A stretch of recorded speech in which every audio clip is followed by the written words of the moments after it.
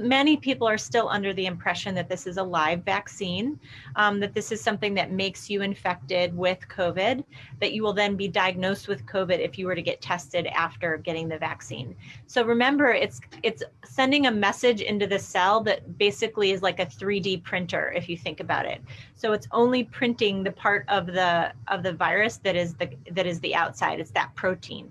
So it's not doing anything like recreating the virus, or neither is it the virus that's carrying anything into the cell. And so when that cell 3D prints, it's literally printing the protein or creating that protein in our body, then our immune cells attack it. And that's really what these vaccines are doing. I want to remind you that it happened fast because we had the will of the funders, the clinical groups. All of us wanted to get this work done. 75,000 people have received this and been closely studied. And so this is something where during the middle of a pandemic, we worked together to actually get this work accomplished. So this is really important to remember when we think about how we accelerated some of the work. We did that on purpose because we had to.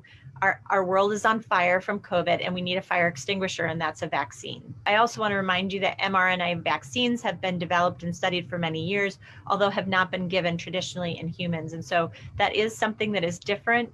But again, if you think about something that's sending a message to your cells to create that 3D printer protein, basically we're creating just the thing that we want our antibodies to react against, which is that spike protein, then I think it makes it a little easier to understand, no, I'm not going to test that looks like I have COVID because I don't actually have any of the genetic aspects of COVID in my body.